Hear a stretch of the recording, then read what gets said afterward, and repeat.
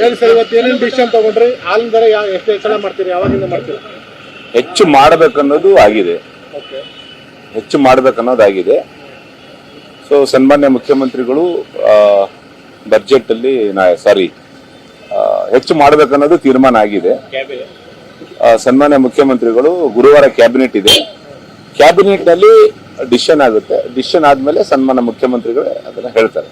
ಈಗ ಎಷ್ಟು ಪ್ರಪೋಸಲ್ ಎಷ್ಟಿತ್ತು, ಈಗ ಎಷ್ಟು ಕೊಡಬೇಕು ಅಂತ? ರೈತರ ಬೇಡಿಕೆ ಏನಿದೆ, ಒಕ್ಕೂಟಗಳ ಬೇಡಿಕೆ ಏನಿದೆ, ಎಲ್ಲಾ ಒಕ್ಕೂಟಗಳಿಗೆ ರೈತರು ಬಂದು ಏನ್ ಬೇಡಿಕೆ ಇಟ್ಟಾರೆ, ಮತ್ತೆ ನಮ್ಮಲ್ಲಿರ್ತಕ್ಕಂಥ 16 ಒಕ್ಕೂಟಗಳು KMF ಗೆ ಏನ್ ಬೇಡಿಕೆ ಬಂದಿಟ್ಟಿದೆ, ಸೊ ಅದನ್ನ ಸನ್ಮಾನ್ಯ ಮುಖ್ಯಮಂತ್ರಿ ಅವ್ರ ಗಮನಕ್ಕೆ ತಂದಿದ್ದೀವಿ.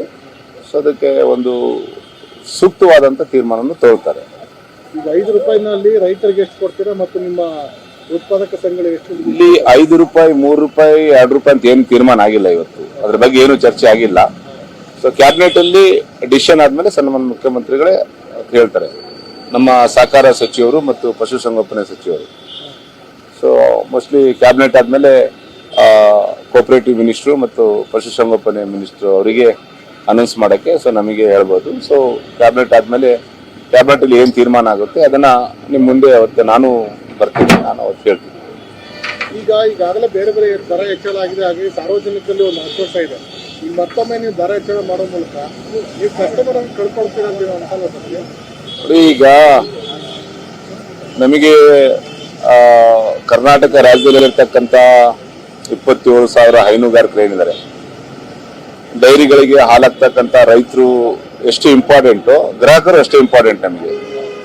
ಸೊ ಇದರಲ್ಲಿ ಗ್ರಾಹಕರು ಮತ್ತು ರೈತರು ನಮ್ಗೆ ಎರಡೂ ಕಣ್ಣಿದ್ದಂಗೆ. ಸೊ ಅದೆಲ್ಲ ಬ್ಯಾಲೆನ್ಸ್ ಮಾಡಿನೇ ಒಂದು ತೀರ್ಮಾನವನ್ನ ತಗೋಬೇಕಾಗುತ್ತೆ. ಸೊ ನೀವು ದರ ಹೆಚ್ಚಳ ಆಗ್ತಕ್ಕಂಥ ವಿಚಾರವನ್ನ ಇಲ್ಲಿ ಪ್ರಸ್ತಾವನೆ ಮಾಡಕತ್ತೀರಿ. ಸೊ ಕರ್ನಾಟಕ ರಾಜ್ಯ ಬೇರೆ ರಾಜ್ಯಕ್ಕೆ ಹೋಲಿಸಿದ್ರೆ 10 ರೂಪಾಯಿಂದ 12 ರೂಪಾಯಿ ಕಡಿಮೆ ರೇಟಲ್ಲಿ ನಾವು ಹಾಲನ್ನ ಮಾರಾಟ ಮಾಡ್ತಾ ಇದೀವಿ. ಇಡೀ ಭಾರತ ದೇಶದಲ್ಲಿ ಅತಿ ಕಡಿಮೆ ರೇಟಲ್ಲಿ ಪ್ರೊಕ್ಯೂರ್ಮೆಂಟ್, ರೈತರಿಂದ ಬಹಳ ಕಡಿಮೆ ರೇಟಲ್ಲಿ ಹಾಲು ತಗೊಳ್ತಕ್ಕಂಥ ಮಹಾಮಂಡಳ ನಮ್ಮ ಕರ್ನಾಟಕ.